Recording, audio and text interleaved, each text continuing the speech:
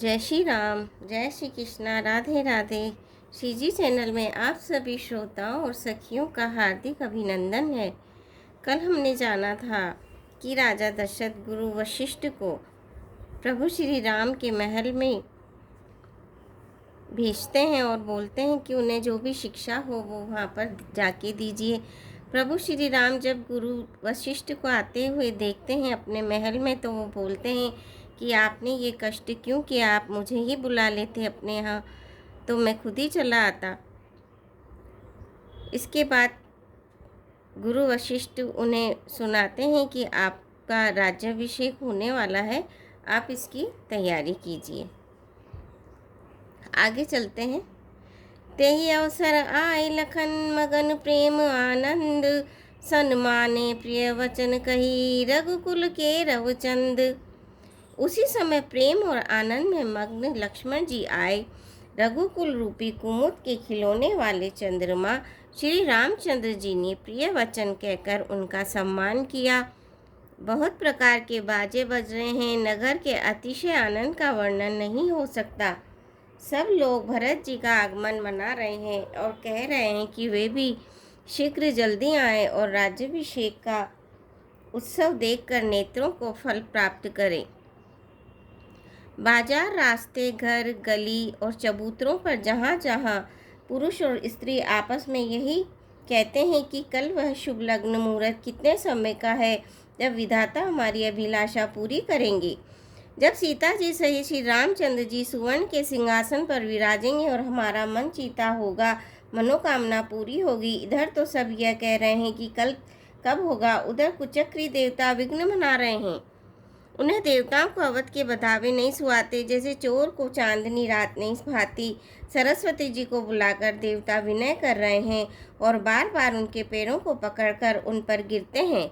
वे कहते हैं, हे माता, हमारी बड़ी विपत्ति को देखकर आज वही कीजिए जिससे श्री रामचंद्र जी राज्य त्याग कर वन को चले जाएं और देवताओं का सब कार्य सिद्ध हो।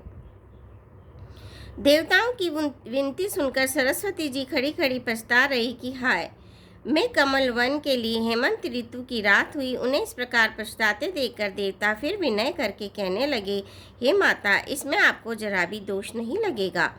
श्री रघुनाथ जी विषाद और हर्ष से रहित हैं। आप तो श्री रामचंद्र जी के सब प्रभावों को जानती हैं। जीव अपने कर्मवश ही सुख दुख का भागी होता है। अतएव देवताओं के हित के लिए आप अयोध्या जाइए। बार बार चरण पकड़कर देवताओं ने सरस्वती जी को संकोच में डाल दिया। तब वह यह विचार कर चली कि देवताओं की बुद्धि ओछी है, इनका निवास तो ऊंचा है पर इनकी करनी नीची है। ये दूसरे का ऐश्वर्य देख ही नहीं सकते। परंतु आगे के काम का विचार करके श्री राम जी के वन जाने से राक्षसों का वध होगा, जिससे सारा जगत सुखी हो जाएगा। चतुर कवि श्री रामचंद्र जी के वनवास के चरित्रों का वर्णन करने के लिए मेरी कामना करेंगे। ऐसा विचार करके सरस्वती जी हृदय में हर्षित होकर दशरथ जी की पूरी अयोध्या में आई, मानो दुख देने वाली कोई ग्रह दशा आई हो।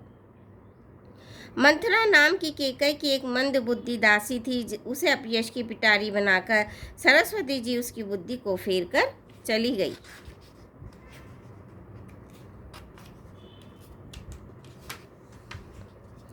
मंथरा ने देखा कि नगर सजाया हुआ है, सुंदर मंगलमय बधावे बज रहे हैं। उसने लोगों से पूछा, कैसा उत्सव है।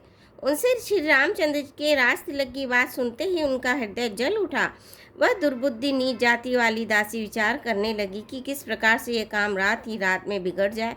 जैसे कोई कुटिल भीलनी शहद का छत्ता लगा देखकर घात लगाती है कि इसको किस तरह से उखाड़ लूं।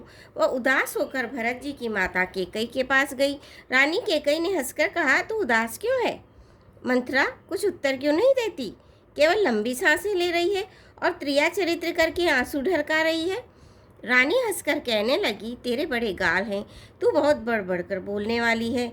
मेरा मन कहता है कि लक्ष्मण ने तुझे कुछ सीख दी है, दंड दिया है, तब भी वह महापापिनी दासी कुछ भी नहीं बोलती। ऐसी लंबी सांस छोड़ रही है मानो काली नागिन फुफकार कर छोड़ रही हो। तब रानी ने डरकर कहा, अरे कहती क्यों नहीं? श्री रामचंद्र जी, राजा लक्ष्मण, भरत और शत्रुघ्न कुशल से तो हैं। यह सुनकर कुंवरी मंथरा के हृदय में बड़ी ही पीड़ा हुई। वह कहने लगी, हे माई, हमें कोई क्यों सीख देगा और मैं किसका बल पाकर गाल करूंगी, बढ़ बढ़ कर बोलूंगी। रामचंद्र को छोड़कर आज और किसकी कुशल है जिन्हें राजा युवराज पद दे रहे हैं। आज कौशल्या को विधाता बहुत ही दाहिने अनुकूल हुए हैं। यह देखकर उनके हृदय में गर्व समाता नहीं। तुम स्वयं जाकर सब शोभा क्यों नहीं देख लेती, जिसे देखकर मेरे मन में क्षोभ हुआ है। तुम्हारा पुत्र परदेश में है, तुम्हें कुछ सोच ही नहीं है। जानती हो कि स्वामी हमारे वश में है। तुम्हें तो तोशक पलंग पर पड़े पड़े नींद लेना बहुत ही प्यारा लगता है। राजा की कपट भरी चतुराई तुम नहीं देखती। मंथरा के प्रिय वचन सुनकर, किंतु उसको मन की मैली जानकर, रानी झुककर डांट कर बोली, बस अब चुप रह, घर फोड़ी कहीं की। जो फिर कभी ऐसा कहा तो तेरी जीभ पकड़कर निकलवा लूंगी। कानों, लंगड़ों और कुबड़ों को कुटिल और कुचाल नहीं जानना चाहिए, उनमें भी स्त्री और खासकर दासी। इतना कहकर भरत जी की माता केकई मुस्कुरा दी और फिर बोली, हे प्रिय वचन कहने वाली मंत्रा, मैंने तुझको ये सीख दी है, शिक्षा के लिए इतनी बात कही है। मुझे तुझ पर स्वप्न में भी क्रोध नहीं है। सुंदर मंगलदायक शुभ दिन वही होगा जिस दिन तेरा कहना सत्य होगा, अर्थात श्री रामचंद्र जी का राज्य तिलक होगा। बड़ा भाई स्वामी और छोटा भाई सेवक होता है, यह सूर्यवंश की सुहावनी रीति ही है।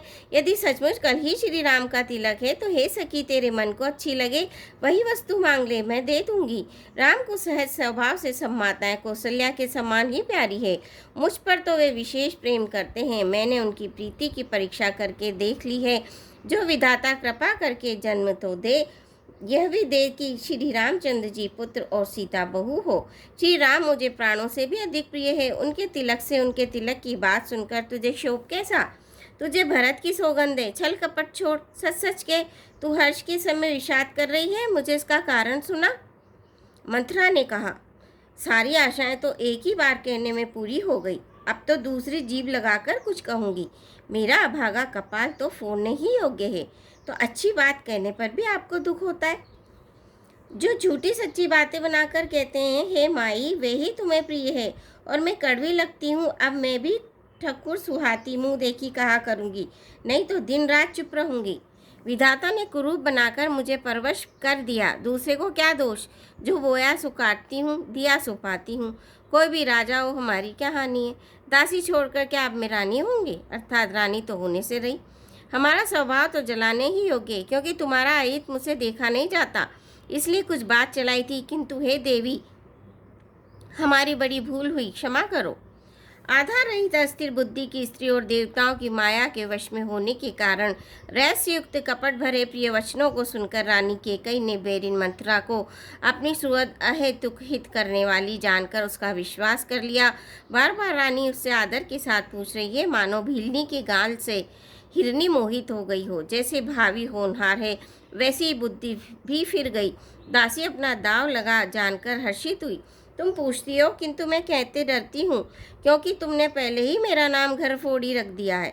बहुत तरह से घर छोड़कर खूब विश्वास जमा कर तब वह अयोध्या की 7.5 शनि की 7.5 वर्ष की दशा रूपी मंथरा बोली, हे रानी, तुमने जो कहा है कि मुझे सीता राम प्रिय है और राम को तुम प्रिय हो, सो ये बात अच्छी है, परंतु ये बात पहले थी, वे दिन अब बीत गए।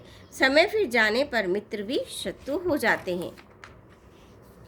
सूर्य कमल के कुल का पालन करने वाला है, पर बिना जल के वही सूर्य उनको कमलों को जलाकर भस्म कर देता है। सोत कौशल्या तुम्हारी जड़ उखाड़ना चाहती है, अतः उपाय रूपी श्रेष्ठ बाण घेरा लगाकर उसे रूंध दो, सुरक्षित कर दो।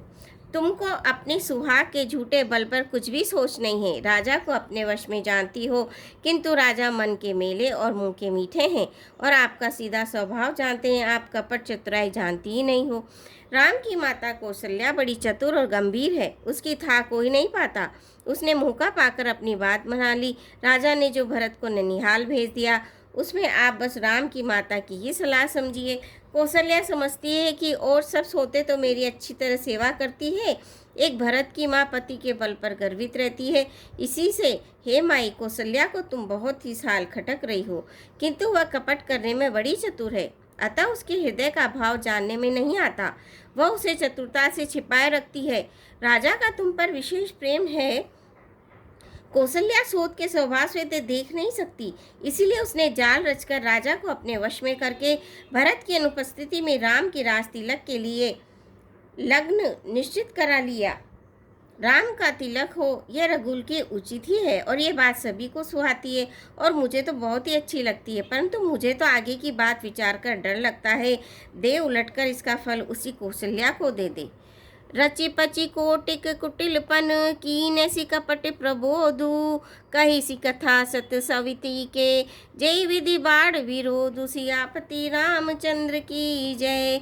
पवन पुत्र हनुमान की जय। मंगल भवनीय मंगल हारी दबहु सुदशरथ अजिर बिहारी दीन दयाल विरद संभारी हरऊ नाथ मम संकट भारी। श्रोताओं, आज के लिए बस इतना ही। कल आपसे फिर भेंट होगी। धन्यवाद।